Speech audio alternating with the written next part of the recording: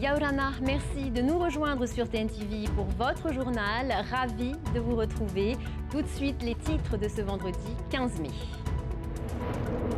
Trafic et fraude, les moyens de lutte se renforcent. Désormais, la police et la gendarmerie ont un accès direct aux fichiers de la CPS. Un outil pour passer au crible l'identité et les revenus des personnes visées par des enquêtes. C'est à suivre dans ce journal. C'est le cri de colère d'un médecin de la côte Est. Une main fracturée, des morsures à la jambe. Le docteur De Bruyne a été sauvagement attaqué par un chien lors d'une visite à Papenhaut. Ce soir, il brise le silence et dénonce une insécurité grandissante. Un cas loin d'être isolé chez les professionnels de santé à domicile. Et puis restez avec nous, nous lançons notre page spéciale Heiva ce soir. Pour ce premier rendez-vous direction la Presqu'île. Après 8 ans d'absence, la troupe Tamar y Beirao signe son grand retour. Nous irons au cœur des répétitions.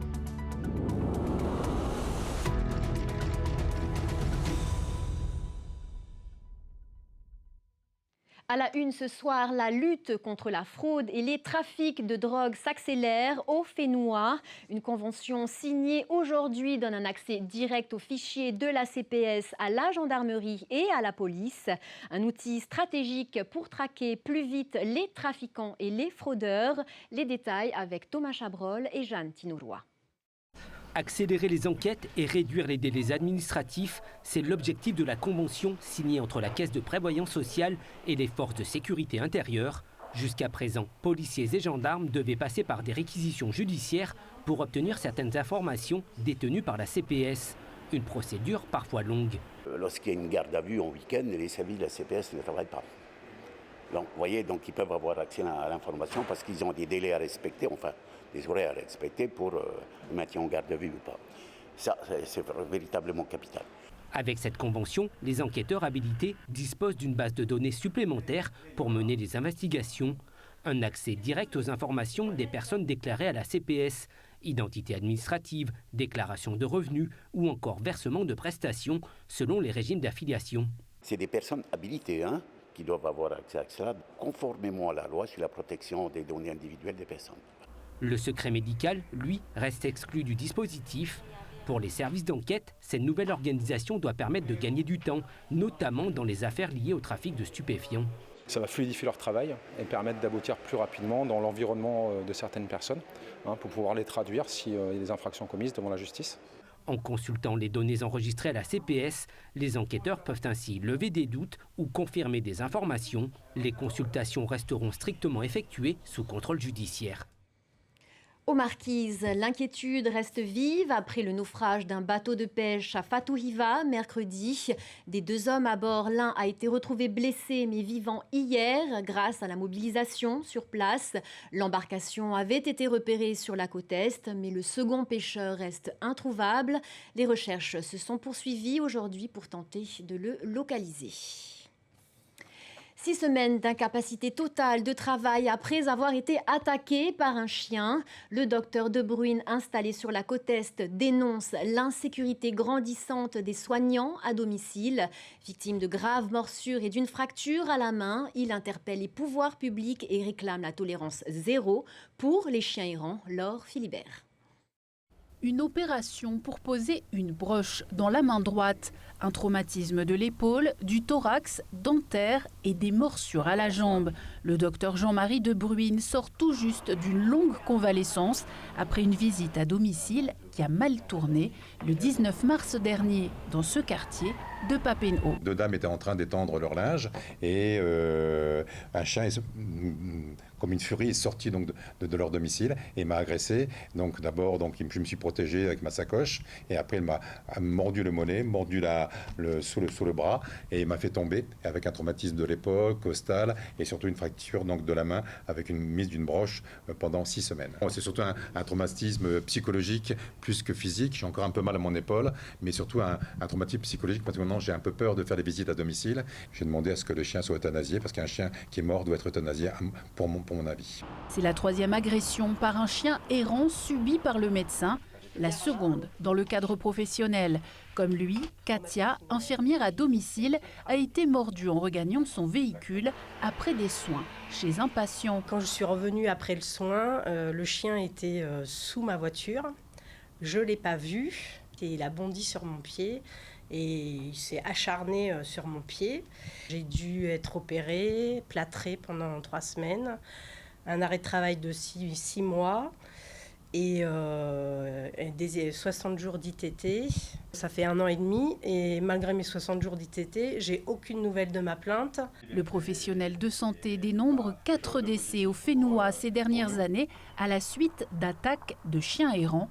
Il réclame des mesures à la hauteur de l'enjeu. Je suis soutenu donc par les médecins donc du Conseil de l'ordre et du syndicat des médecins donc de Polynésie française et également par le docteur donc Guy Paul Muller qui m'a opéré donc de ma main parce que donc dans la semaine où il m'a opéré de la main, il a dû traiter 6 morsures de chien. Ce que je souhaiterais, c'est un débat public pour qu'on puisse régler ce problème une fois pour toutes pour toute la Polynésie parce que c'est pas uniquement que sur Tahiti, partout dans les îles, il y a des problèmes donc de chiens divagants et errants et qui sont agressifs et dangereux. Le médecin propose de rendre obligatoire la mise en place de clôtures dans les propriétés et la stérilisation des femelles, mais aussi la souscription à une assurance en responsabilité civile pour chaque chien. Il espère également des moyens supplémentaires pour permettre aux communes de faire face à cette réalité. C'est le chiffre du jour, 4,2%. C'est le bond enregistré par les prix des transports le mois dernier au Fénois. Une augmentation qui influence l'indice global des prix à la consommation vers le haut, plus 0,1% pour ce mois d'avril, également porté par la hausse des prix des produits alimentaires. Place à la culture, les préparatifs du Heiva s'accélèrent. À moins de 2 mois du coup d'envoi en juillet, les groupes de danse et de chant entrent dans le vif du sujet. Immersion au cœur des répétitions dans notre page spéciale.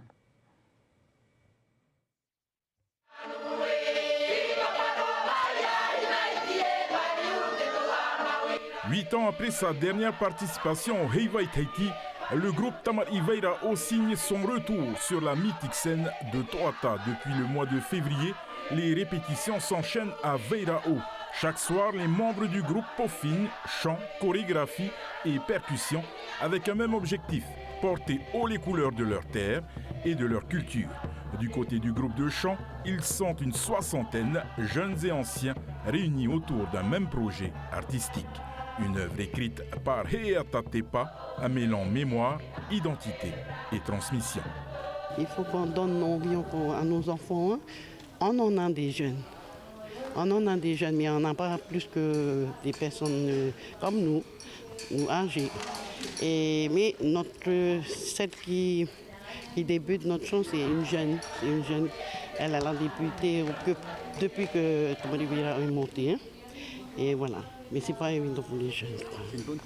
Sur le terrain, l'énergie est palpable. Sous la direction d'Alex Faoua, plus de 120 danseurs et musiciens venus de Veira'o et des communes voisines.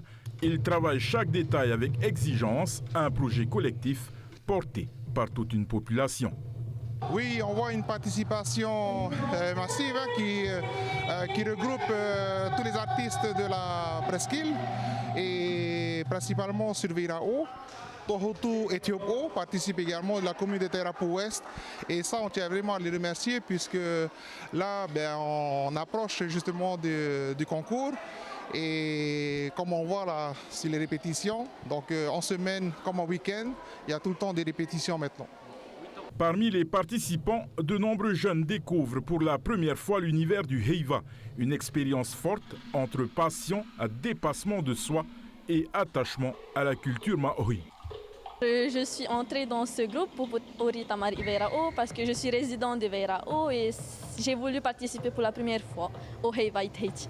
Par rapport à notre groupe, on est plusieurs jeunes et aussi plusieurs nouvelles qui ont intégré pour la première fois le Heiva Tahiti. Les jeunes commencent un petit peu à s'intéresser un petit peu à la culture et ça rassure un petit peu les Tupuna. Le rendez-vous est désormais fixé le 4 juillet pour le concours de danse et le 11 juillet pour les chants sur la scène de Toata. Voilà pour cette page spéciale, la toute première d'une longue série à suivre dans vos journaux pour vibrer au rythme du Heiva Itaiti 2026. Et la passion de la danse résonne bien au-delà de Toata, cap sur Rangiroa. À Tiputa, une toute nouvelle troupe vient de voir le jour. Tepu O Teori, menée par Tauhani, elle rassemble de plus en plus de passionnés. Son objectif, transmettre et préserver notre culture face à la modernité. Punua Toti et Hinate Amare sont allés à leur rencontre.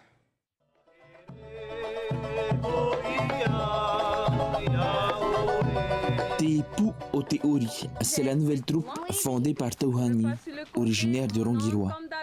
Après leur succès à la Makeva 2025, le groupe voit plus loin. Son objectif désormais, créer une véritable école de danse, un moyen de transmettre et de se reconnecter à une valeur sûre, la danse polynésienne. Mais nous, ce qu'on voudrait, c'est qu'on nous laisse nous exprimer, c'est qu'on puisse trouver un lieu, un local, parce qu'il y a énormément de demandes au niveau de Tiputa. C'est juste pour pouvoir prouver à Tiputa qu'on est là et qu'on voudrait les soutenir pour qu'ils puissent avoir quelque chose à transmettre à leurs enfants. Prôner la culture est aujourd'hui un véritable défi pour Tauhani. À l'ère des réseaux sociaux et du monde moderne, certains estiment que l'identité polynésienne tend à s'effacer. Une question se pose alors, la culture polynésienne est-elle en train de se perdre? On a une belle richesse culturelle, donc il faut qu'on profite de cette richesse-là. Nos ancêtres ont laissé cette trace, cette richesse-là, et c'est à nous de le promouvoir, de le partager, de le transmettre, mais aussi le transmettre comme il faut. Chaque jour à 15h, une dizaine d'élèves rejoignent la marina de Tiputa pour leurs répétitions quotidiennes. Aujourd'hui, la troupe de danse de Tauhani séduit de plus en plus d'adeptes, tous animés par l'envie de découvrir et de faire vivre la culture.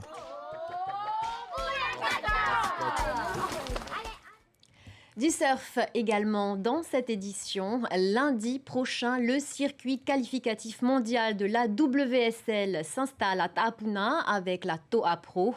Avant d'enchaîner dans la foulée à Taharu, une centaine de surfeurs sont attendus pour ce rendez-vous. Face à l'armada hawaïenne, nos représentants locaux comptent bien s'imposer à domicile pour lancer leur saison internationale. Voyez ce reportage de Hoanui à Toahiva. Le compte à rebours est lancé pour la Toa Pro. Pour la première fois, le mythique spot de Tahapuna accueillera une étape du circuit qualificatif mondial de surf. Une vraie fierté pour les surfeurs locaux. C'est un peu le terrain de jeu, c'est là où on a appris à surfer, appris à faire des tubes avant d'aller sur Teahupo. Donc ouais, c'est une superbe opportunité, on attendait ce QS-là depuis des années. On va profiter de cette semaine de compétition ici à Tahapuna. 36 surfeurs locaux et 65 hawaïens seront engagés. Avec la grosse houle attendue, le spectacle promet d'être au rendez-vous.